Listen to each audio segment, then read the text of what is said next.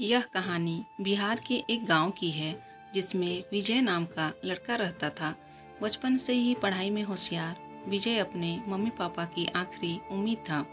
विजय के दादा ने अपने समय में बहुत कर्ज ले लिया था, जिसको चुकाने में पापा की पूरी जिंदगी मजदूरी में निकल गई।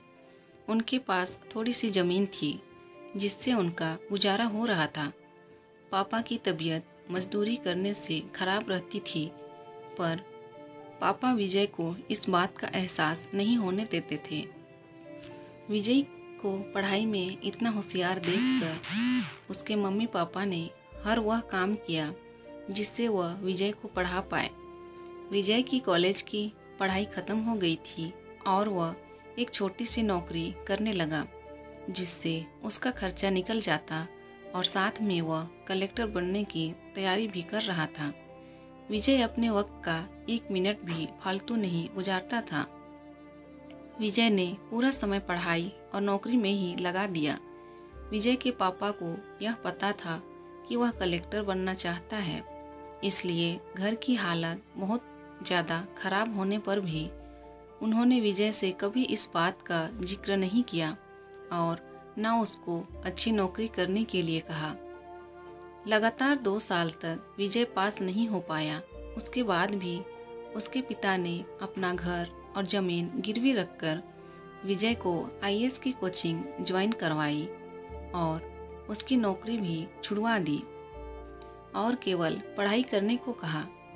विजय के पापा हमेशा उससे कहा करते, बेटा खेत और घर दोबारा आ जाएंगे, पर कलेक्टर दोबारा नहीं बन सकते।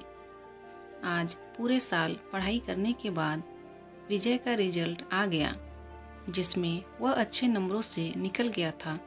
आज उसके पिता से ज़्यादा खुश कोई नहीं था। ऐसा लग रहा था जैसे विजय का सपना पूरा होने वाला है, पर भगवान को कुछ और ही मंजूर था। विजय का कल इंटरव्यू था और सुबह से उसके पापा की तबीयत खराब थी। विजय के पापा उसकी माँ से बार बार कह रहे थे कि विजय को मत बताना, और उस दिन देर रात उनकी मौत हो गई। अब एक माँ जिसकी गोद में उसका पति गुजर गया और वह अपने दर्द को भुलाकर अपने बेटे की ज़िंदगी के बारे में सोच रही थी। माँ ने पड़ोसियों तक को इस बात का एहसास नहीं होने दिया कि उसका पति अब नहीं रहा। पूरी रात ऐसे रोई कि आवाज़ भी ना निकले, और सुबह विजय जब इंटरव्यू देने जाने लगा तब माँ और पापा के आशीर्वाद के लिए उसने माँ को कॉल किया। माँ ने पूरी हिम्मत लगा दी अपना सच छुपाने के लिए और विजय को आशीर्वाद दिया। और जब विजय ने पापा से बात करने को कहा तो माँ बोली, पापा अब तुमसे बात नहीं करेंगे, वह कलेक्टर से बात करेंगे। इतनी बात करके माँ ने फ़ोन रख दिया। विजय का जब इंटरव्यू हो गया तब उसे बताया गया कि उसके पिता की तबीयत खराब है, उसको तुरंत घर जाना है। विजय को एक पल भी नहीं लगा अपने पिता की हालत समझने में। घर पहुंचकर पिता के पैरों में गिरकर वह ज़ोर ज़ोर से रोने लगा और कहने लगा, पापा उठो, देखो मैं कलेक्टर बन गया। आज उसके पिता को वह खुशी मिली थी जिसका उनको वर्षों से इंतज़ार था, पर आज वह इस दुनिया में नहीं थे। भगवान विजय के पिता की ज़िंदगी में सुख लिखना ही भूल गए थे। पहले वह अपने पिता के कर्ज में ज़िंदगी भर मजदूरी करते रहे और फिर बेटे के सपनों में फिर घर और ज़मीन गिरवी रखनी पड़ी। वह ज़िंदगी में कर्ज लेकर आए और कर्ज लेकर चले गए।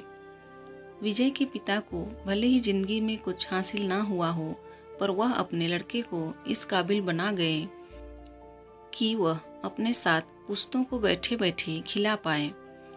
विजय की माँ ने जो उस रात किया, जिसको करने का जज्बा बहुत कम लोगों में होता है। जब विजय कलेक्टर बनकर घर आया तब माँ ने विजय से कहा, बेटा तुम आज इतने बड़े बन गए हो कि हजारों गरीबों का भला कर सकते हो। जब भी तुम्हारे सामने कोई गरीब मदद मांगने आए तो अपने पिता और मेरे बारे सोचना। मैं तुम्हारे बराबर पढ़ी लिखी और समझदार तो नहीं हूँ, पर इतना ज़रूर जानती हूँ, गरीब आदमी की बहुत मजबूरी होती है। तुम कभी किसी का बुरा मत करना। दोस्तों, इस कहानी से हमें यह शिक्षा मिलती है कि वक्त कितना भी खराब हो, हम उसे बदल जरूर सकते हैं।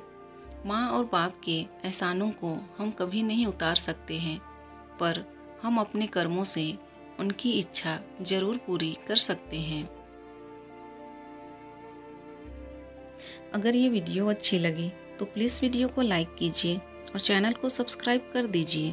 Thank you.